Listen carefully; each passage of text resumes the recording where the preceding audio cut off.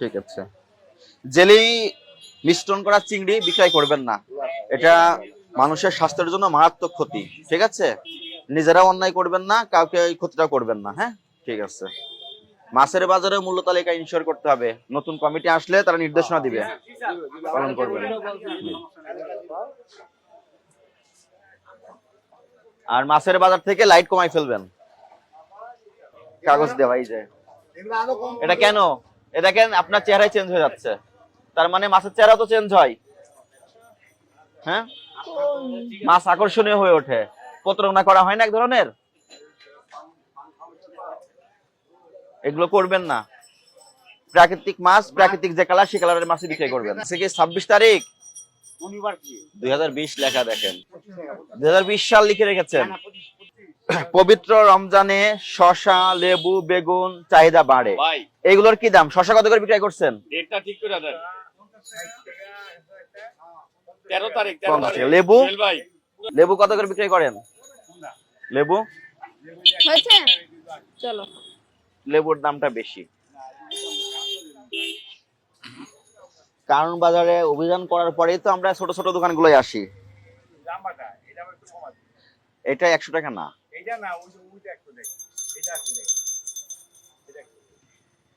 আপনি যদি বলি কিনেছেন কত করে, আপনি বলবেন 90 টাকা করে কিনেছেন, তারপরে বলবো ক্যাশ মেমো আছে, বলবেন দেয় না।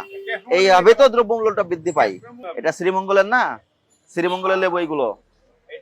শ্রীমঙ্গলের লেবু বিক্রি হচ্ছে কত করে? 40 টাকা করে।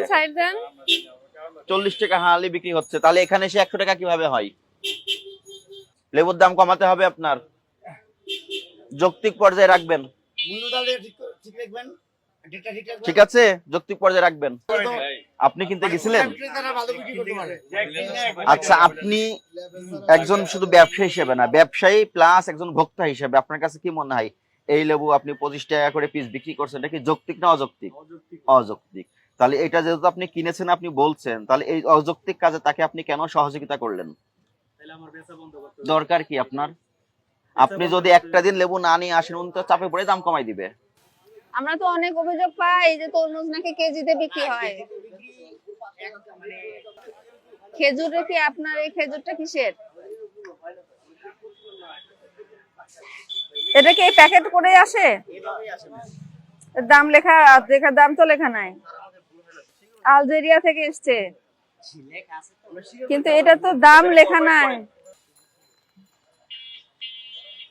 কত করে বিক্রি করছেন এটা? এটা হলো আপনার 320 টাকা, আমাদের 300 টাকা কিলো, 320 টাকা। এই সারা রাত জাগনা ছিল তো, দোকানে খুলছি 10টার পরে। এখন কয়টা বাজে? আপনি দোকানে সবকিছু সাজাতে পেরেছেন আর মূল্য তালিকার ডেট আপডেট করতে পারেননি, প্লাস আপনার তরমুজের দামও লেখা নেই মূল্য তালিকায়। তরমুজের রেটটা আসলে মানে ওরকম ভাবে দেওয়া নাকি, ওই ছোট বড় ডিজাইন আছে তো। আচ্ছা, সেটা আমি বুঝলাম, আপনি ছোট তরমুজ থেকে এত টাকা থেকে এত টাকা। সবচেয়ে বড় কথা হচ্ছে আমরা কিন্তু অনেক অভিযোগ পাই কেজিতে বিক্রি করেন। আপনার মূল্য তালিকায় যদি পিস আকারে লেখা থাকতো, তখন আমরা নিশ্চিত হতে পারতাম যে আপনি পিস আকারে বিক্রি করেন। এখন থেকে তাইলে আর ভুল হবে না। মূল্য তালিকাতেই যেহেতু নেই, আপনি পিসে না কেজিতে বিক্রি করেন নিশ্চিত হওয়া যাচ্ছে না। আপনার ওখানে মূল্য তালিকায় পিস আকারে লিখে রাখবেন, যাতে নিশ্চিত হওয়া যায় আপনি পিসে বিক্রি করেন। 1000 টাকা আপনার জরিমানা করা হয়েছে, আপনি মূল্য তালিকা হালনাগাদ করেননি। তরমুজের মূল্য তালিকাটাও দেননি। খোলা পণ্য কি কি আছে আপনার এখানে? রশিদ মিনিকেট কত করে? 80। রশিদ মিনিকেট 78 লিখে রেখেছেন, বেশি বিক্রি করছেন কেন 2 টাকা? রশিদ 76 লিখে রেখেছেন, 78 বিক্রি করছেন। সয়াবিন তেল কোথায়? কিন্তু ইনারা যেটা করে, তেলটা এই যে লুকিয়ে রাখে, এবং কাস্টমার নিতে আসলেই বলবেন তেল আছে এবং বডিতে মূল্য দেওয়া আছে, এই মূল্যে বিক্রি করবেন। এটা সরিষার তেল ফ্রেশ, এটা সরিষার তেল, এটাও সরিষার তেল। বললেন যে এই বক্সে যা আছে সব ড্যামেজ, এখন দেখলাম এটা ভালো, এটা মেয়াদ হচ্ছে 24 সালে। স্যার এটা লাগানোর জায়গা নাই তো, এই কারণে সত্য কথা যেটা স্যার বলতেছি এটাই। জায়গাটা কোনো অজুহাত হতে পারে না। আপনার যখন মেয়াদ উত্তীর্ণ হবে, আপনি একটা ঘোষণা দিয়ে সেখানে রাখবেন, যেখানে শুধু মেয়াদ উত্তীর্ণ, সেখানে কোনো ভালো জিনিস রাখতে পারবেন না, বাইরে বের করেন এগুলো। আমি এখানে ভালো মালের সংখ্যাই তো বেশি, জায়গা নাই তো আপনি আলাদা করে রাখতেন, আর একটা কার্টুন নিয়ে এখানে রাখতেন, এখানে উপরে রাখতে পারতেন। মেয়াদ উত্তীর্ণ পণ্য বিক্রয়ের উদ্দেশ্যে সংরক্ষণ করা, বিক্রয়ের প্রস্তাব করা বা বিক্রয়ের জন্য প্রদর্শন করা ভোক্তা অধিকার সংরক্ষণ আইনের 51 ধারায় অপরাধ। এই ধারায় 1 বছরের জেল আছে, জরিমানা আছে 50,000 টাকা।